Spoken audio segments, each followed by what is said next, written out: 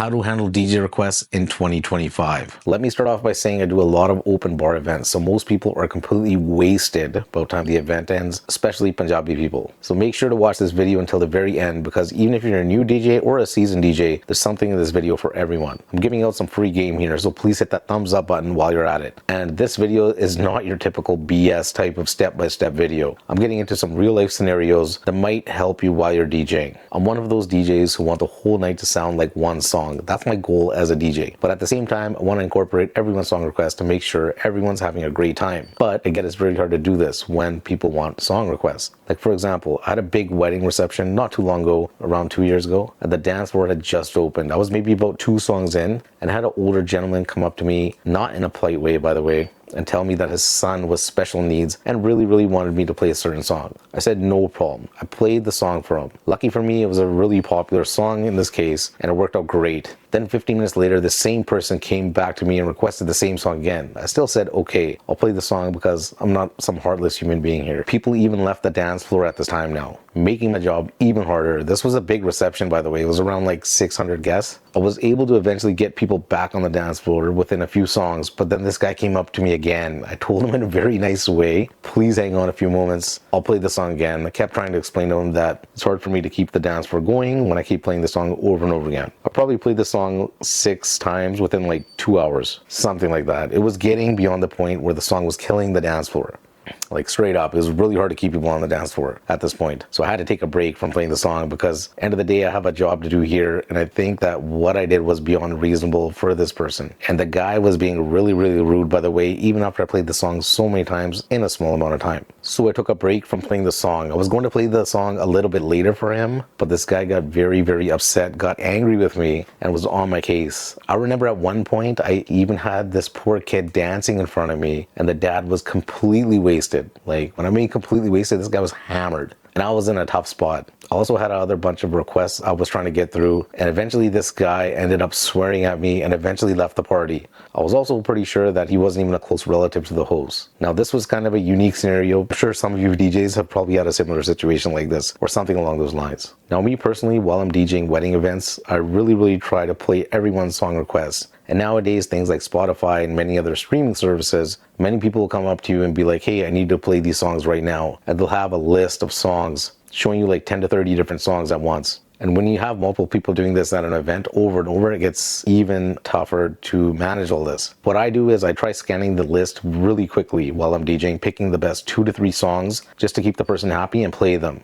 This is why I like having 2 DJs per event. One person DJs, the other person handles requests while they're coming in. This isn't always possible for us, especially during peak wedding season. I really try to do that since it takes away from me trying to actually live remix songs and do it on the fly. It gets really tough. Now, there's a lot of DJs out there who basically won't even play any requests up until you tip them money, which I think is really risky in terms of making people angry, especially in Surrey, BC. Probably not a good choice. There's a very high chance that you'll run into an altercation eventually with someone. I don't personally do this at all. A lot of DJing actually has to do with talking to people at these type of events, since we're running into a large number of guests at every event. Just another quick story here that comes to mind. I was DJing another large wedding reception in Surrey. I think I played maybe 3 or 4 English songs throughout the whole night. It was a straight Punjabi reception, and the bride and groom were loving it, and the same with the rest of the crowd. But then the groom's dad completely reamed me out, jumped on our stage, and just kept swearing at me in Punjabi. And man, I just ate all the swear words. Like, it was so bad.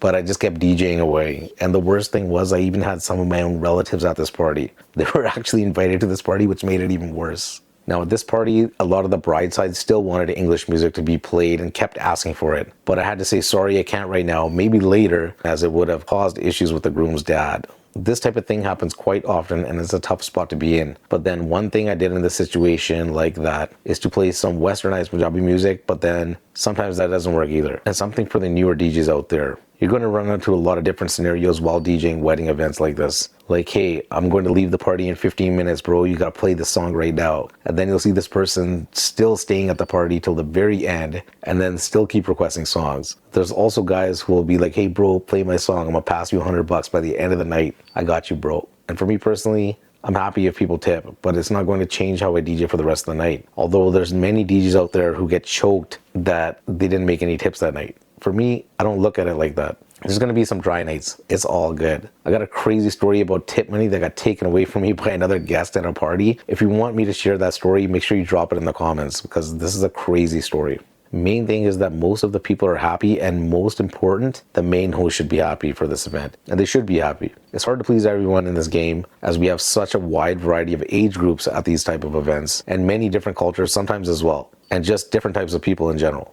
There's also been many times where the crowd was loving the Punjabi music way more than the Bollywood music, but the main host wanted more Bollywood. This gets challenging as you don't want to upset the main host, but then you also don't want to kill the dance floor either. So you got to find a happy balance.